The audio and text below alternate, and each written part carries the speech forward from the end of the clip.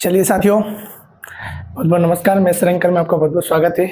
आइए आज हम कक्षा 10वीं के गणित के चैप्टर नंबर 4 की शुरुआत करेंगे। चैप्टर नंबर 4 की शुरुआत करने से पहले हम कुछ बेसिक चीज़ों को जान लेते हैं, क्योंकि बेसिक चीज़ें आपके लिए बहुत इंपॉर्टेंट है।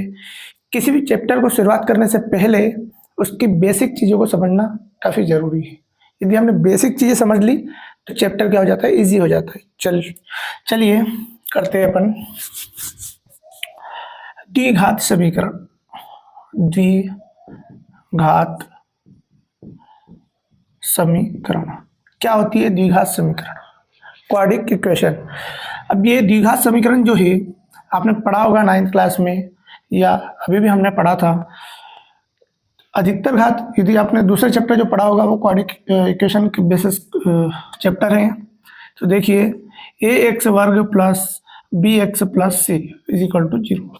इस प्रकार का जो बहुपद होता है वो द्विघात बहुपद होता है। हमने पिछली कक्षाओं में भी अध्ययन किया है। यानी द्विघात समीकरण में अधिकतम चर की घात कितनी होगी? 2 होगी। आई बात समझ में? और ये a b c क्या होगा? वास्तविक संख्याएं होगी। तो उसे बड़ा लिख देता हूं मैं, वास्तविक संख्याएं होगी। और साथ में a क्या नहीं होगा? कभी भी 0 नहीं होगा। यदि a 0 होगा तो ये वाली टर्म से क्या हो जाएगी? गायब हो जाएगी। तब तो ये द्विघात समीकरण होगा ही नहीं। इसलिए हमें इस टर्म से को लिखना बहुत जरूरी है। आपको मैं एग्जाम्पल के थ्रू समझाता हूं कि क्या होती है द्विघात समीकरण। एग्जाम्पल देखिए, मैंने ऐसे लिख दिया 2x का वर्ग प्लस 4x प्लस 3। ये आपकी क्या है? द्विघात समीकरण है। आप बोलोगे सर मैं ऐसा लिख देता हूँ 2x का वर्ग प्लस 4x, ये भी आपकी क्या है? द्विघात समीकरण है। और हम इस प्रकार लिख सकते हैं 2x का वर्ग, ये भी क्या है? आप बराबर 0 लगा दो, कोई दिक्कत नहीं। ये भी क्या है? आपकी द्विघात समीकरण है। लेकिन ये वाला पद गायब नहीं होना चाहिए। यदि ऐसा हुआ जैसे 4x प्लस मैंने 3 लिख दिया, ये द्विघात इक्वेशन नहीं है।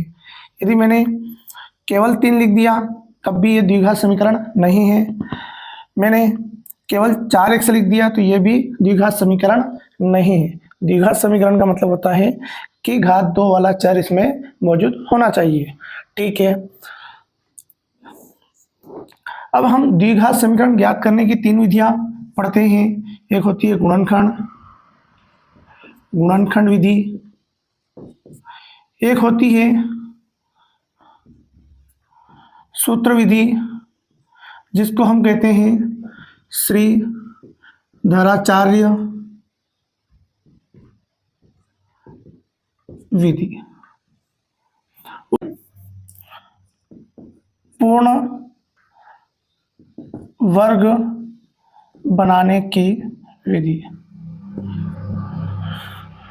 हम इसको 3 प्रकार से किसी भी द्विघात समीकरण के शून्य ज्ञात कर सकते हैं। आपको मैंने बताया था चैप्टर 2 में कि द्विघात बहुपद के कितने शून्यक होते हैं? 2 शून्यक होते हैं। एक घात के बहुपद के 1 शून्यक, 3 घात का बहुपद का कितना शून्यक? 3 शून्यक। तो यहाँ पर द्विघात की हम चर्चा कर रहे हैं, तो द्विघात बहुपद में शून्यकों की संख्या कितनी होगी? 2 होगी। ठीक है, हम गुणनखंड विधि का प्रयोग करते हैं हमेशा से। हम सूत्र विधि सीखेंगे और पूर्ण वर्ग बनाने वाली विधि इस बार चैप्टर से हटा दी गई है, तो हमें इसको नहीं पढ़ना है। हमको केवल नई विधि जो पढ़ना है वो है सूत्र विधि, श्रीधराचार्य विधि। अब आप बोलोगे सर ये श्रीधराचार्य विधि क्या होती है? गुणनखंड हम जानते हैं, गुणनखंड हमने सीखी भी है, चैप्टर नंबर 2 में हमने किया भी है। आप देखिए सूत्र विधि हम कैसे ज्ञात करते हैं। सूत्र विधि ज्ञात करने से पहले हम विविक्त कर के बारे में जानेंगे। विविक्त कर, ये विविक्त कर d बराबर होता है b² माइनस 4ac। आप बोलोगे सर ये d का मतलब होता है डिस्क्रिमिनेंट, यानी कि विविक्त कर। d के नाम से जाना जाता है ये।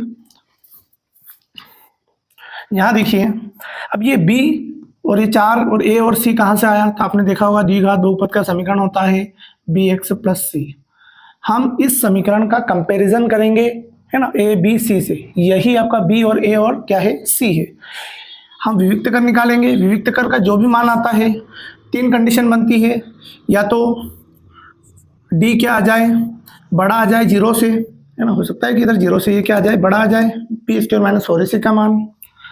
एक कंडीशन ये बनेगी कि डी बराबर आ जाए 0, और एक कंडीशन बनती है कि डी छोटा है 0 से। इन 3 कंडीशन के अलावा कोई कंडीशन नहीं बनेगी। तो जब ऐसी कंडीशन बने तो हम लिखेंगे, हमने लिख देते हैं समीकरण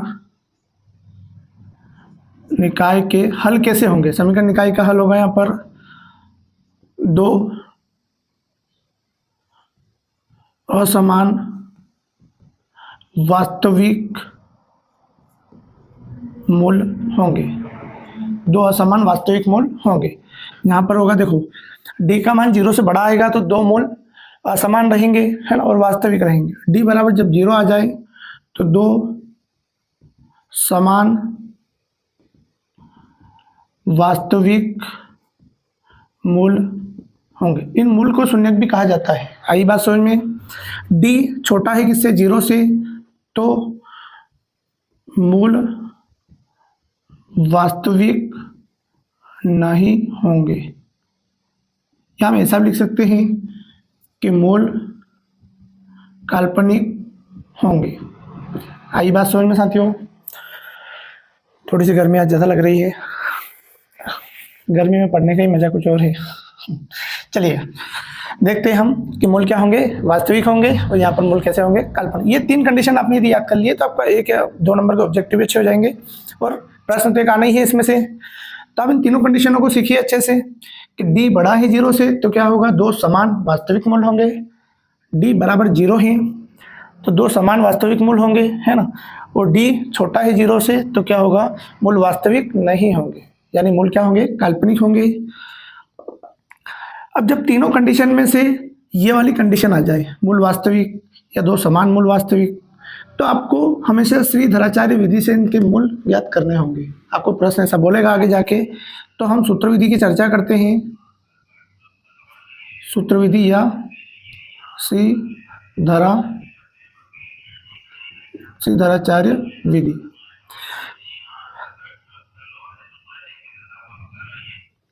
श्रीधराचार्य विधि होती क्या है, कोई भी चर में आपको समीकरण ज्ञात करना है। जैसे ये वाला चर, इसमें x चर है ना, तो हम x में ज्ञात करेंगे, तो plus minus b plus minus b square minus 4ac upon 2a। यही श्रीधराचार्य विधि का सूत्र है, minus b plus minus b square minus 4ac upon 2a।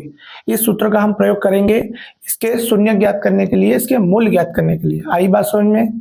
पूरा चैप्टर आपको मैंने बेसिक समझा दिया गया है ना। अब इसको समझ लिए अच्छे से, और उसका स्क्रीनशॉट ले ले और आपकी कॉपी में इसको अच्छे से उतार ले, है ना, ताकि आप जब भी पढ़ेंगे चैप्टर तो पहले आप बेसिक चीज़ें पढ़िए ताकि आपको आसानी हो जाए थोड़ी सी, है ना। ठीक है साथियों, इसका स्क्रीनशॉट ले लो, फिर सवाल करते हैं अपन।